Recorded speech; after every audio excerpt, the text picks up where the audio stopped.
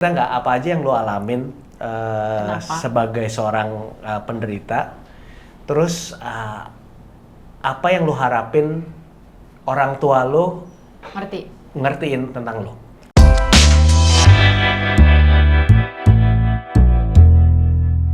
Nah sekarang gue mau tanya, lo kan pasti selama lo sampai saat ini deh, ada masa dimana lo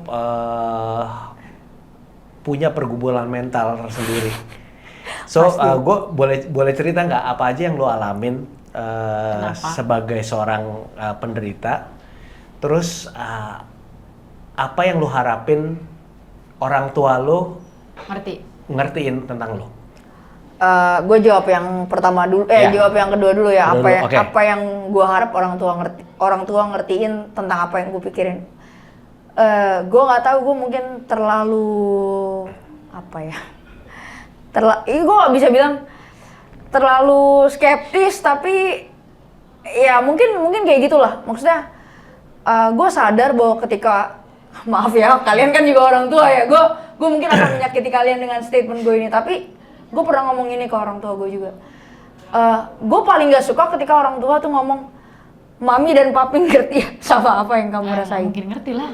Oke, iya. Iya, gue sempat ada di statement kayak, like it or not, menurut gue nggak butuh kalimat seperti itu. Nggak cuma dari orang tua, dari temen gue, dari siapapun, gue nggak butuh kalimat lu bilang, gue ngerti apa yang lo rasain. Karena pada dasarnya, lu nggak akan ngerti apa yang gue rasain, dan gue juga nggak akan mengerti apa yang lo rasakan tentang diri lu dan diri lu ke gue, gitu loh. Jadi keep that personal aja.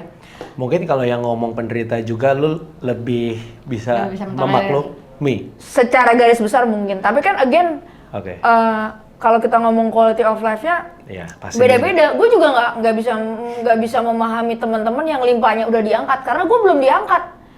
Gue nggak bisa memahami teman-teman yang seminggu sekali harus transfusi.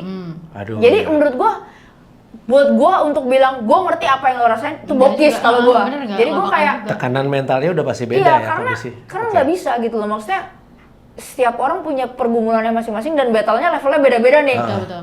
yang lebih intens transfusi ya pasti, like it or not, lu mesti bisa admit ya itu lebih berat buat mereka gitu. Sementara mungkin mereka ngelihat gue, lu kayaknya enak, tapi mereka juga nggak tahu gimana enaknya gue sekarang untuk bisa di situ tuh struggle apa yang gue lewatin. Jadi yang gue harapin dari orang tua sih sebenarnya dukungan mental lebih yang kayak gue nggak tahu ini bokis atau enggak, tapi gue percaya salah satu faktor krusial dalam hidup menurut gue adalah pengenalan akan Tuhan sih.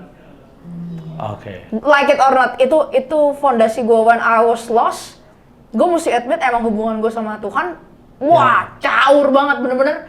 Gue ada di satu fase gue nggak merasa gue perlu berdoa. Kalau emang Tuhan tahu gue perlunya apa, ya lu siapin aja. Gue tinggal diam aja gitu loh. Dan lewat proses gue belajar bahwa nggak gitu Stan, caranya lu butuh tapi nggak kayak gitu. Biar gimana pun lu tuh harus punya hubungan gitu loh. Semakin manis hubungan lu, like it or not, the provider will provide you more dengan cara-cara yang gue juga sampai sekarang nggak bisa pikir gitu loh. Kayak sekarang kalau orang bilang, lu beruntung ya bisa sampai umur 35, lu kuat ya. Kalau gue flashback, kekuatan gue sepenuhnya bukan dari gue. Like it or not ya pasti mental support orang tua, gimana pun. The simplest thing gini loh, nyokap gue sampai sekarang setiap gue transfusi, dia selalu ada sama gue. Meskipun gue udah nikah. Masih nemenin. Wow. Keberadaan orang tua itu menurut gue terlihatnya kayak sederhana ya, dan mungkin orang mikir, lu kan udah gede, ngapain lu ditemenin sama nyokap lu kan udah punya istri. Gue merasa dengan keberadaan nyokap gue tuh, gue merasa punya tanggung jawab untuk terus menjalankan perjuangan ini. Bukan cuma buat gue bertahan hidup, tapi sebagai cara gue kurang lebih ya bisa membalas setiap apa yang nyokap gue udah sacrifice dan orang tua gue udah sacrifice buat gue selama hidup mereka. Tadi lu tuh sempat bilang salah satu yang paling menolong adalah pengenalan akan Tuhan. Itu kan sifatnya personal ya. Personal. Tapi bagaimana gimana caranya lu bisa grateful karena kondisi lu di kondisi yang sangat-sangat tidak grateful, dan gue yakin banyak penderita penyintas lain seperti lo yang karena kondisinya jadi Blaming. ya komplain, blaming Tuhan gitu. Pasti. So apa yang lo rasakan berbeda gitu dari situ? Gue pernah bilang, maksudnya beberapa teman-teman juga tahu yang dekat kayak gue pernah ada di titik terendah dan gue sempat ada di titik berpikir kayak gue pengen mengakhiri hidup gue. Tapi pola pikir gue, again gue nggak tahu ini karunia atau emang gue aja agak random ya. Gue mikir kayak ketika gue bunuh diri, suicide, masalahnya abis gue bunuh diri gue kemana gitu. Oke. Itu yang tiba-tiba tuh ketika gue mau mikirin hal itu tuh gue kayak mikir, gue bunuh diri, oke, permasalahan gue di bumi kelar nih. Tapi kan gue nggak tahu gue kemana. Kalau gue masuk neraka, wah, gak kelar itu. Penderitaannya jauh berkali-kali lipat kan. Okay. Gue mikir itu goblok kayak gue. Jadi gue mikir, ya udahlah, dijalanin aja. Tapi ada satu fase yang membuat gue, kenapa gue bisa bersyukur, karena gue keluar dari persembunyian gue. Selama gue nggak speak out ke orang, gue menyimpan ini sendiri buat gue gitu. Gue merasa itu jadi beban. Oke. Kayak gue merasa gue berjuang sendirian nih gitu loh. Gue ngejalanin ini tuh nggak ada yang tahu. Tapi ada satu opportunity gue bikin video sama teman gue. Secara nggak langsung gue nggak tahu ya, dia maksain dia kayak boleh nggak lu ngomong kondisi lu gitu. Dan gue tuh sebenarnya sempet kayak mikir perlu nggak sih gue expose kondisi ini, karena menurut gue kalau lo tahu juga Ubahnya apa? apa yang bisa berubah gitu loh dari perspektif gue tentang gue menyikapi penyakit ini.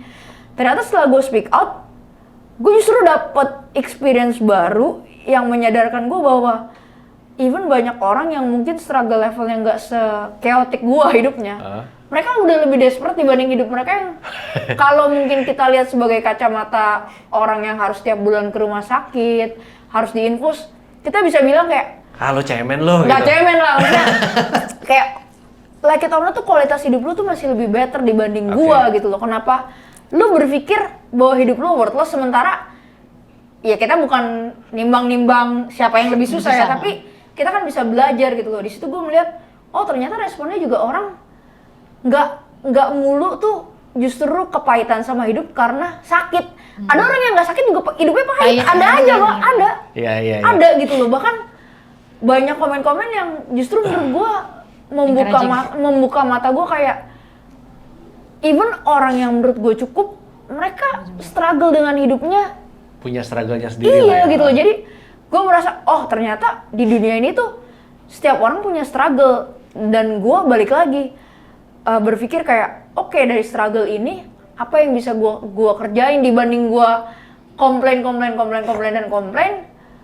Gue rasa dengan apa yang gue udah jalanin selama ini, ada benefit lain yang bisa gue berikan buat orang lain di sekitar gue. Karena responnya ternyata setelah gue keluar ngomong, banyak orang yang juga nggak tahu apa itu thalassemia, dan gue bisa jadi istilahnya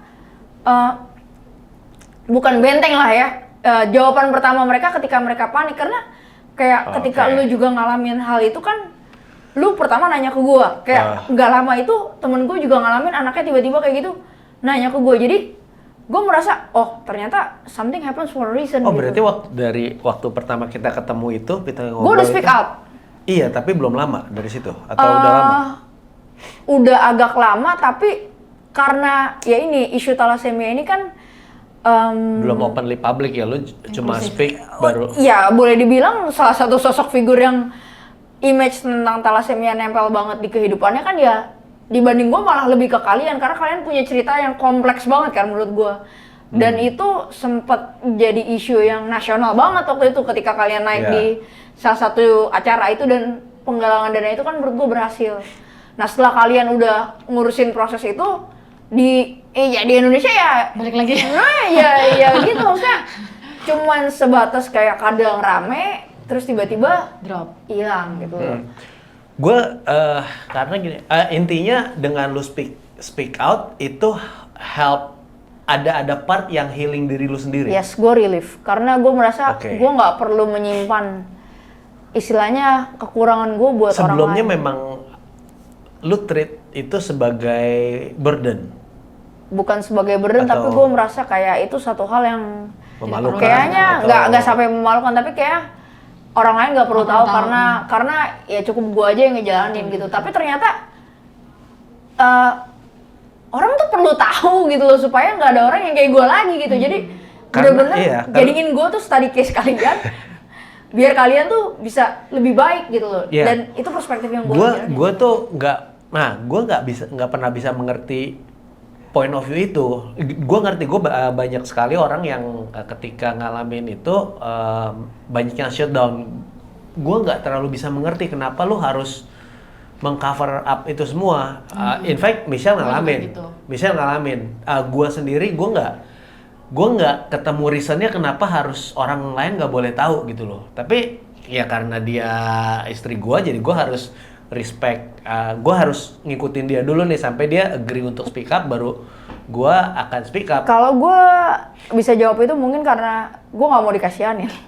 Iya, gue juga gitu, sama persis. Gue gak mau dikasihanin. Makanya gue bilang kalau kelemahan, pertama dikasihanin, kedua kayak orang tahu nih kelemahan lu apa gitu, kayak terekspos banget gak sih gitu, kayak siap di attack sama orang kalau kenapa-napa. Gue berasa gitu. Nah, gue kalau di attack enggak, tapi gue merasa yang bikin miris adalah lu bukannya simpati dan empati, tapi lu malah ya playing fun of us aja kayak lu sebatas itu doang. Makanya gue berusaha, maksudnya ketika setelah gue keluar, gue bukannya mencoba sibuk untuk membuktikan diri, tapi ketika gue keluar ya gue ada di posisi yang gue siap nih, gue keluar, ini jati diri gue sebagai anak thalassemia, apa yang bisa gue kerjain. Karena di luar sana banyak yang gak ada hasil, yang gak thalassemia, bacotnya nyakitin banget kalau lu baca di sosial media atau di mana-mana gitu kan. Maksudnya ketika lu lihat, ya lah fake account atau ya lah nggak ada postnya gitu.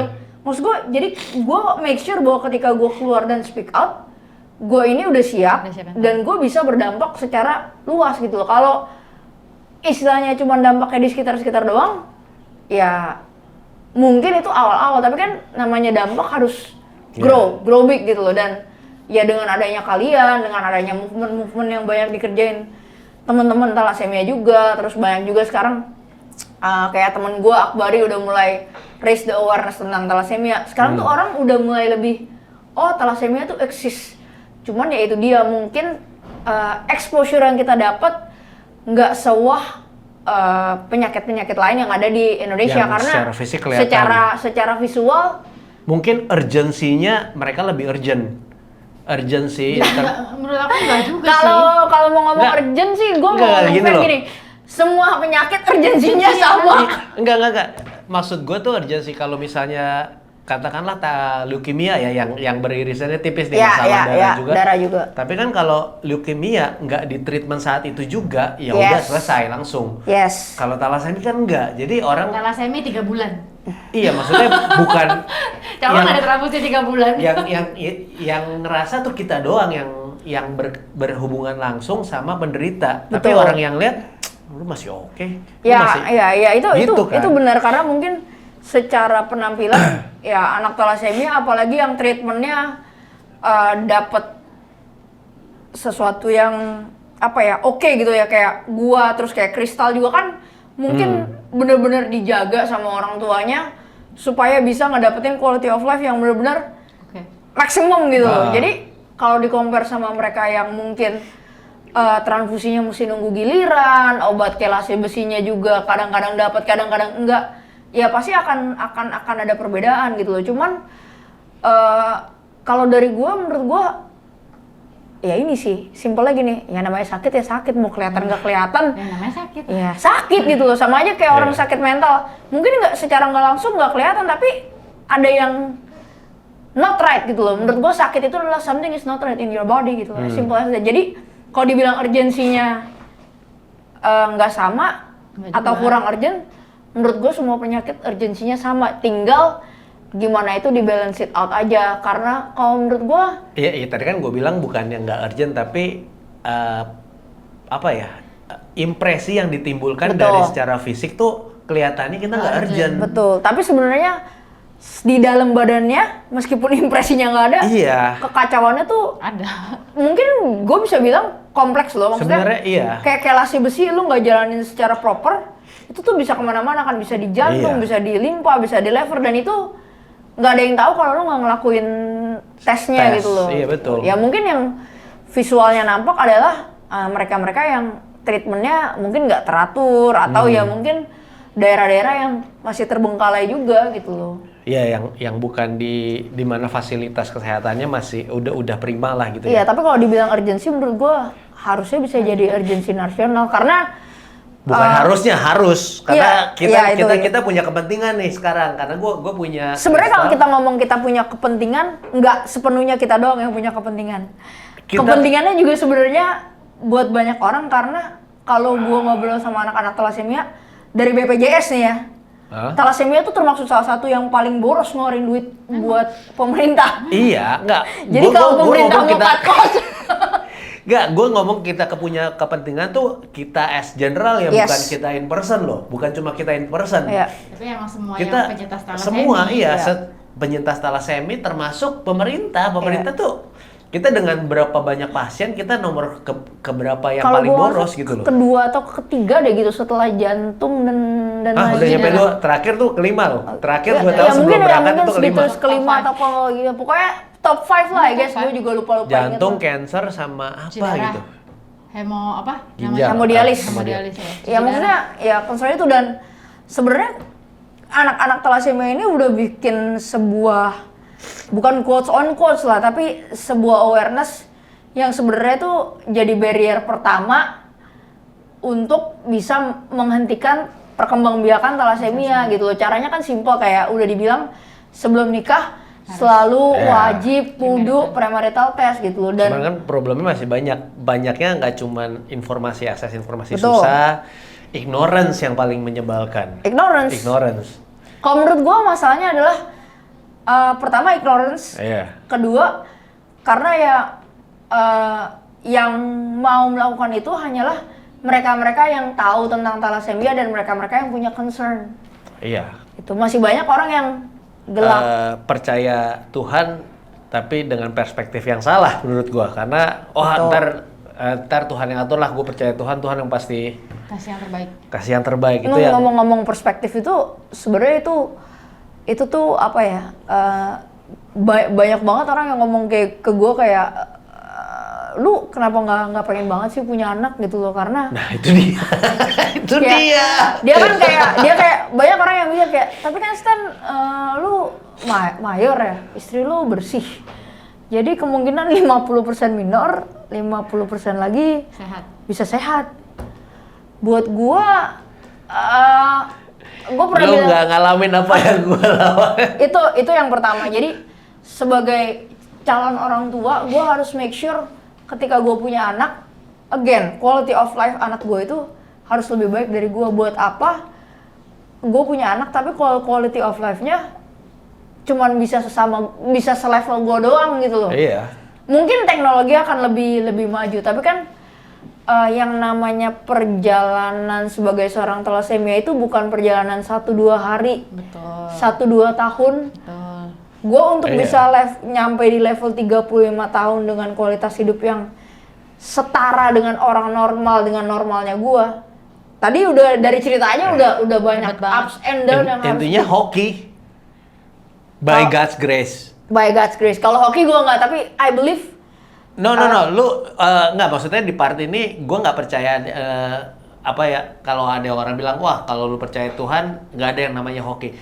The fact Tuhan naruh di keluarga yang support lu sampai seperti ini, itu hokinya lu. It's a blessing lah buat gue. It's a blessing, dan itu hokinya karena lu nggak bisa milih.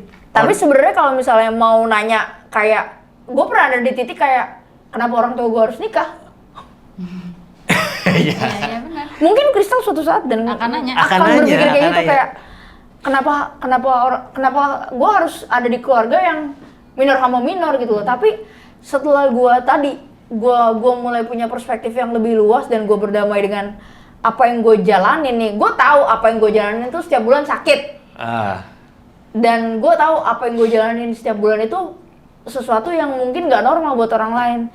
Tapi selama gue jalanin itu dan gue belajar, gue sadar bahwa kayaknya nggak fair juga kalau gue nyalain orang tua gue. Lu kebayang nggak sih bokap nyokap gue untuk tahu informasi thalassemia kirim surat ke Siprus, bro. Iya, lu pernah cerita. Iya.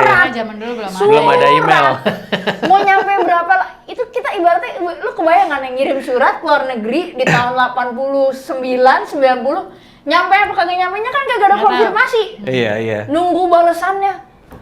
Setelah gue flashback kayak nggak fair gitu loh. Kalau gue mau ngomong salah orang tua gue, nggak fair. Jadi ya gue yakin orang tua lu, maksudnya kita di posisi orang tua, lu posisi anak gitu loh. Iya. Kita juga ada poin komplain kenapa ada beginian.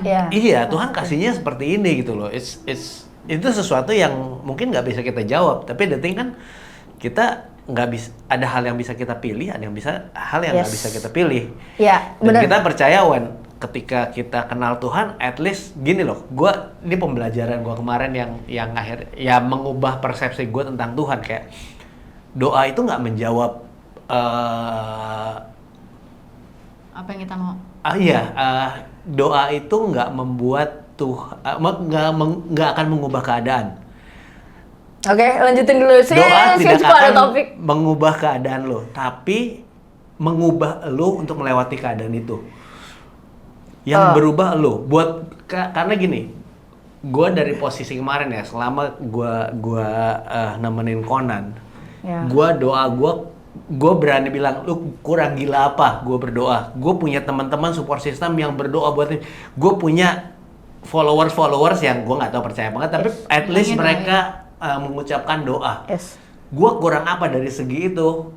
Banyak yang doain ya, kayak kan ada ayatnya, berapa orang sepakat harusnya doanya dijawab ya. Gue confident doanya dijawab, tapi ternyata enggak. Tapi pengetahuan gue, bukan pengetahuan lah. Dengan iman yang gue punya bahwa doa gue akan dijawab, itu membuat gue mungkin lebih ringan melewati masa-masa sulit itu.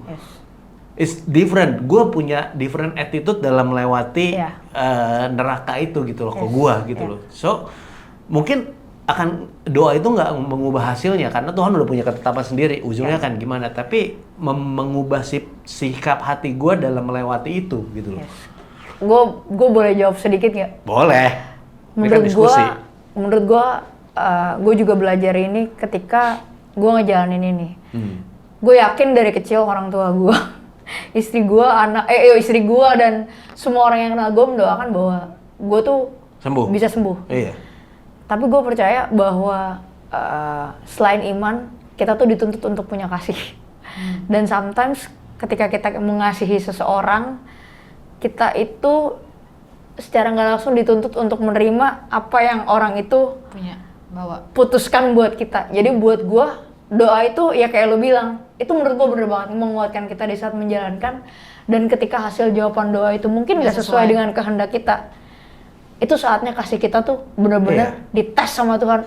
Lu bener nggak sih lo klaim lo mau ngasih gue? Karena gue juga nggak pernah tahu, maksudnya kita ya lebih tepatnya kita udah lewatin struggle yang bener-bener ya, kalau lo tadi ngomong yang lain cemen ya itu klaim kita yang menurut gue valid nggak valid sebenarnya, karena we've been through a hell of a ride gitu loh. Tapi di satu sisi kita belajar kayak di atas semua permintaan tuh fondasinya tuh menurut gue kasih sih. Ketika lo mau ngasihi, ya whatever happens, ya you just need to accept it. Dan sekarang ya gue ngejalanin, gue percaya apa yang kita jalanin sekarang tuh for a better purpose. Ya, that's why juga kita nggak diem aja.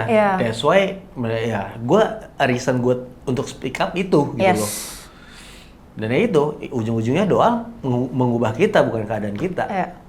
Karena ya again ya, maksudnya resultnya doa kan baik again ya Tuhan yang punya kuasa dan otoritas penuhnya ya. Sebenarnya gue simpelnya kayak belajar semua itu lewat pengalaman kalian juga. Maksudnya gue yakin banget apa yang kalian jalani buat gue ya, sebagai orang tua itu perspektifnya beda sama anak yang ngejalanin. Dan buat gue orang tua itu juga sama struggle-nya sama anaknya, cuman level of torture-nya berbeda aja gitu loh. Kalau gue bagian yang ngejalanin di rumah sakit, sakit-sakitan disuntik, orang tua tuh menurut gue juga nggak kalah madness-nya dana. Kayak gue sekarang, gue nggak di cover BPJS kan, karena gue memilih di rumah sakit swasta dengan satu dan lain hal, alasan yang lain lah. Pokoknya gue milih swasta. Uang yang dikeluarkan juga kan nggak sedikit, dan itu kalau misalnya full sepenuhnya ditanggung sama gue, jujur gue juga nggak punya kemampuan untuk ngelakuin itu. Dan bukan berarti orang tua gue yang menanggung juga 100% bisa provide itu terus gitu loh. Cuman yang namanya orang tua kan usaha. Lu ya, you always try your best for your kids gitu kan. Ya itu sih menurut gue. Dan balik ke yang tadi, emang kita nggak pernah bisa ngerti lu juga nggak pernah bisa ngerti kita. Ya menurut gue ya, that's the thing. siapapun nggak akan bisa ngerti orang lain, dan orang lain nggak akan bisa ngerti. Jadi menurut gue, prinsip hidup gue adalah ketika gue ngalamin kesusahan, gue cerita ke orang terdekat tanpa punya perspektif, lu akan ngertiin gue.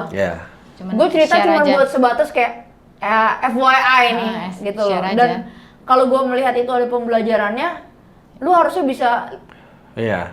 Gue berpikir gini sih, orang udah ngeliat seberapa banyak pergumulan yang lu dan gue hadepin nih gue sebagai penyintas, lu sebagai orang tua.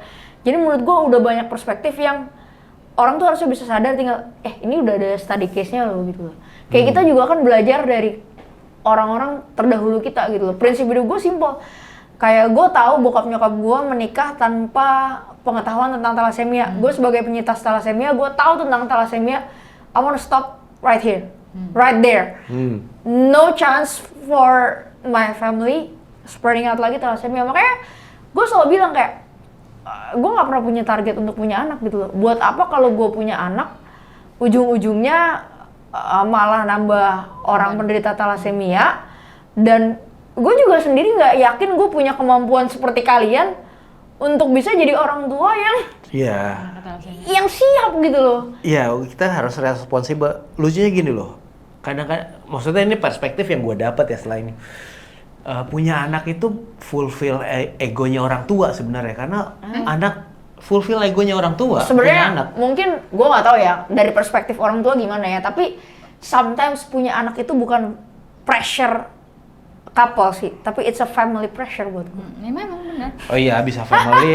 Iya kadang, ya tapi kan orang-orang yang punya. Karena gini sih, gue belajar dari gue menikah dengan Lita. Maksudnya ada banyak hal yang kita itu bener-bener sepakat berdua tuh, sepakatnya bener-bener konkret. Ya ibaratnya bukan konkret, bener-bener gila sepakatnya. Kayak untuk bisa memutuskan kita sama-sama agree nggak mau punya anak, kecuali Tuhan yang bilang kasih visi nih ke gue tiba-tiba, Stan, lu harus punya anak, anaknya yakin sehat. Gue jalanin, tapi kalau nggak tetap jadi, apapun yang terjadi tetap jadi. Gue nggak mau gitu loh, gue nggak berpikir untuk punya anak gitu loh. Dan kita tuh se-strict itu gitu loh. Terus untuk kesepakatan kita kayak misalnya untuk saling support satu dengan yang lain. Buat Lita bisa support gue juga mungkin awalnya gue sih amazed sih sama istri lo. Even gue belum pernah ketemu ya. Ya mungkin awalnya nggak masuk akal untuk keluarganya gitu loh. Jadi Oke, next time gue pengen ngobrol sama istri lo. Perspektifnya menurut gue ya, punya anak kalau lo bilang ego, gue rasa harusnya sebagai couple, ketika lo udah tahu awareness tentang thalassemia nih, ignorance-nya bisa di tone down. Tapi again ya. Nggak. Gue ngobrolin ini loh, masalah kalau perspektif punya anak tuh egonya orang tua yang pengen punya anak. Anak tuh nggak punya pilihan. Orang tua punya pilihan mau punya anak atau enggak. Anak nggak punya, tiba-tiba bleng. Hello, I'm here. Siapa yang harus tanggung jawab sama gue nggak bisa apa-apa gitu. Gitu loh. Jadi di kondisi khusus kayak kita ya itu kadang-kadang lu harus minggirin ego lu. Kadang-kadang ada kan couple yang akhirnya divorce karena salah satu misalnya nggak bisa punya anak. Jadi akhirnya mereka gue nggak tahu apakah itu ada pressure dari keluarga besar atau segala, tapi kan itu kan harusnya bukan jadi itu membuktikan kalau punya anak itu egonya bukan egonya anak, itu bukan itu tanggung jawab orang tua gitu loh. Gitu jadi memang ya itu challenge yang apa ya? Oh, jadi gue sekarang pro child free gara-gara ini. Tapi di kondisi tertentu lah. Tapi ya, again maksudnya dari kasus kalian juga gue belajar bahwa probabilitas soal thalassemia lempar dadu dalam kelahiran itu tuh benar-benar itu teori probabilitas. Iya. Itu cuma teori. Jadi sebenarnya kalau gue boleh ngomong sebagai orang bodoh gitu yang nggak peduli probabilitas, gue bilang ya ketika lu udah nikah minor sama minor, ya. You be smart lah, lu udah lihat contohnya. Yeah. Buat apalagi buat kalian ya, maksudnya tujuan gua untuk speak up adalah yaitu lu lihat nih ada contoh. Jangan sebodoh itu untuk melanggar gitu loh, maksudnya. Kecuali lu tahu resikonya, lu siap. Ya go for it. Gua rasa nggak ada yang nggak cool. Bukan sih, maksudnya kalau misalnya ngomong break the rule nggak cool, iya, tapi gua rasa lu nggak akan pernah. Gue bukannya meng-underestimate orang ya, tapi gue rasa apa yang kita alamin ini kalau lu ngalamin, gue cukup mungkin ngerasa lu kuat, tapi penyesalan itu tuh nggak akan pernah hilang dari pilihan lu gitu. Jadi gue yakin lu pasti nyesel begitu. Shit, dapet ini. Oke, bisa, tapi nggak semudah itu ngejalaninya. Karena ya maksudnya untuk gue bisa ada di level ini juga bukan satu proses yang kayak oke, gue langsung berdamai dengan sakit thalassemia gue gitu loh. Kalau dibilang apa yang gue rasain ya jadi penyintas thalassemia tuh berat gitu loh, dan beratnya tuh bukan cuma aspek mental, financial juga berat, dan di seluruh aspek kehidupan how lah. you cope with the society juga it's not easy gitu loh. You have to be yourself among other people yang they're not normal for you gitu loh. Kayak gue melihat orang yang bisa gue sepeda 50 km tuh kadang wow gitu, kayak gue lihat Kobeni gitu kayak wow gitu loh. Gue juga pengen, tapi kan again gitu loh, lu harus tahu limit lu di mana, what's stopping you. Tapi bukan berarti sebagai penyintas thalassemia lu diam aja dan lu nggak bisa ngapa-ngapain gitu loh. You have the opportunity to live your best life according to your normal gitu loh. Iya. Dan as a parent juga bukan berarti ketika lu anaknya divonis thalassemia, ya lu diem aja dan lu terima semua apa yang harus dijalanin sama anak lu. There is many way to help your children bisa punya quality life yang better gitu ya. Kayak kemarin kasusnya lu berdua minor incompatibility. Jujur gue selama ini juga nggak pernah denger gitu loh, dan beruntung nggak tahu, mungkin pernah tapi lu nggak tahu. Mungkin gue nggak menutup kemungkinan karena ya gue transfusi dari tahun 89. Kalau hepatitis C aja bisa kena, ya mungkin aja pernah ada, tapi beruntungnya gue dari kecil selalu darah cuci terus langsung leuko. Cuman concern gue adalah gue paham banget sama apa yang dipikirin kalian berdua tentang standar minor incompatibility itu di Indonesia harusnya kayak gimana, karena anak kalian masih sangat kecil dan untuk bisa punya quality of life yang baik ya benar-benar harus dijaga. Sementara kalau gue mungkin ya gue bukannya di level nggak peduli, tapi kayak for me to be able living till 35 I guess ya gue udah menjalankan kualitas hidup yang lebih baik, dan tinggal gimana gue maintain itu gitu loh. Dan selama ini ya gue belum ngalamin itu, makanya gue juga nggak tahu gitu. Ada berapa banyak yang masih aktif olahraga di umur yang 20 ke atas? Gue nggak tahu, tapi buat teman-teman yang udah hopeless, mungkin simpelnya gini sih, bahwa